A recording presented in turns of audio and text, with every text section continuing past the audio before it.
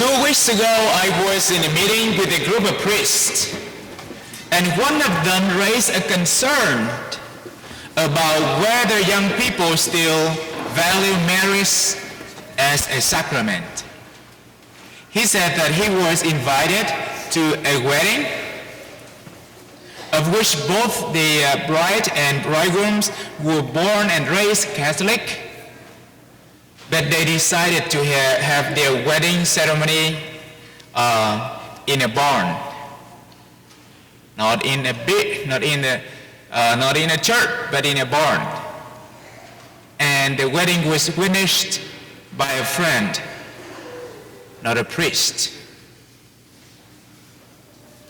So the priest somehow felt discouraged.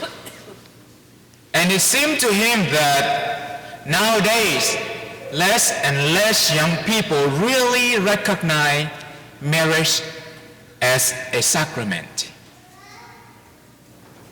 Of course, we have a long conversation after that, but I don't think that I'm going to tell you all. We don't have enough time.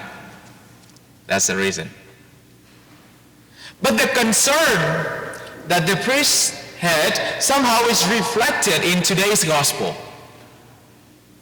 So when people was praising how magnificent, how splendid the temple of Jerusalem was, then Jesus, he seemed to be very weird. He said, well, then it comes the day when all that you see here will be destroyed. He is odd, isn't he?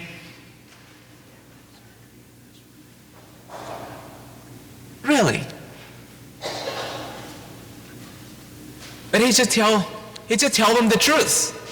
And that truth, that prediction about the destroying of the temple terrified people, terrified his audience.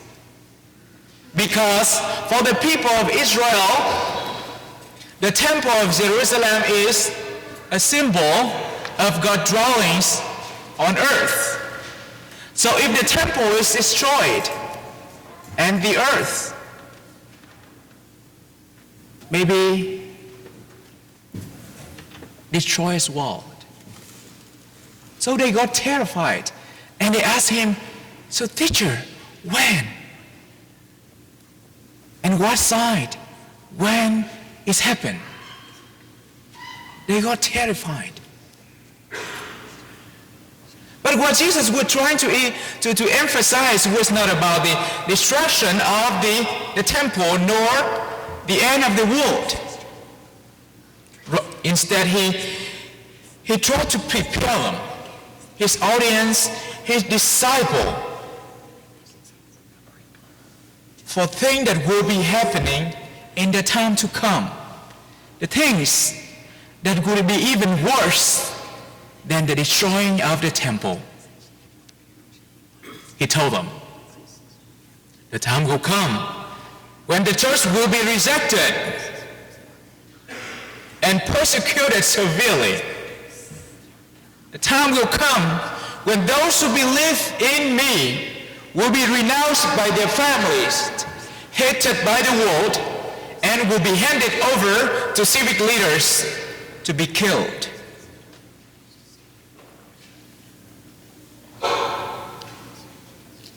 And he's right.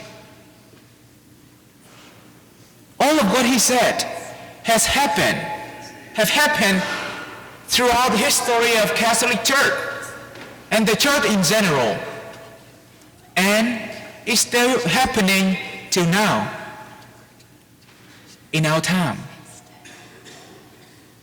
around us. Outside the church, we have heard about crucifixion are no longer allowed to be hung in public school. Abortion is widely and legally accepted in many countries. Every day you turn on the news, you got frustrated hearing all kind of negative stuff from every corner of the world. Killing, murder, corruption, all kind of negative things. It makes someone tired, even no longer. They set up an alarm. I heard that someone just set up the alarm to hear the podcast only, to hear something about the weather. No politics, nothing else. Put a lot of negative energy in our life and in our mind. And even inside the church, we have seen the declining of church attendance on Sundays. We have seen sacraments have become unimportant in people's lives. And most painful, we have heard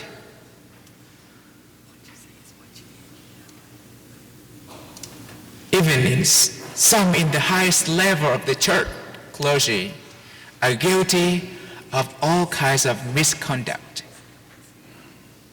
misusing the church money, misusing the church authority, and misusing the office of priesthood. All of those negative signs had made some of us wonder if Catholic Church is coming to an end. If another Reformation is going to take place soon.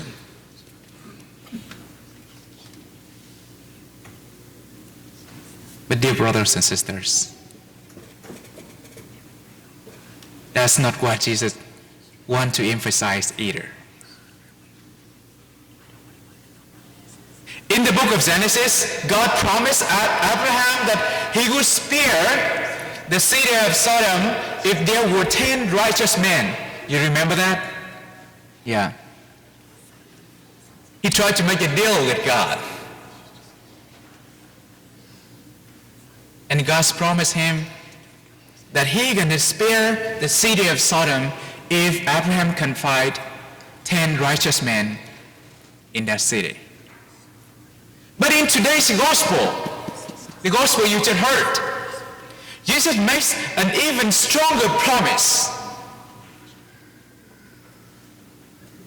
He tells his disciple and his audience, and it means he's telling you and me to not be discouraged by all the negative things inside that we have, that the church has witnessed through our history and we ourselves have witnessed in our lifetime.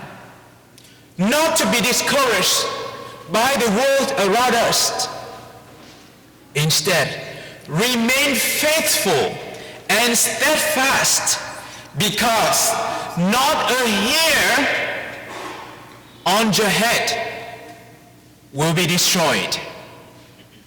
Not a hair on your head will be destroyed. In other words, even if sometimes the rest of our family and friends and our neighbors no longer going to church and participating in the sacraments, even if some of our priests and bishops don't act as they are supposed to do, even if the world keeps throwing at us all kind of negative signs to discourage us, don't be discouraged. Don't be discouraged to pray. Don't be discouraged to pray the rosary, to go to church and spend some time alone with God. Why? Because even the smallest piece of your effort is very precious, very invaluable in the eyes of God. He can use even the smallest piece of our effort to save our life and the life of many others. The world may think that we are wasting time here on Sunday. We are wasting time in prayers. That we are weak. That we are people who are afraid of darkness and death. That's why we pray. That's why we rely on God. Disregard all of those. And don't be discouraged. Your presence here, as I mentioned from the beginning, your presence here, your effort to be here this morning is invaluable because it is a part of the redemptive work that Christ is inviting you and me to do with him in order to save the world. So a very single piece of our effort can save our life and the life of many others. So one more time, don't be discouraged to be a Catholic. Don't be discouraged to pray. Don't be discouraged to turn yourself to the Lord.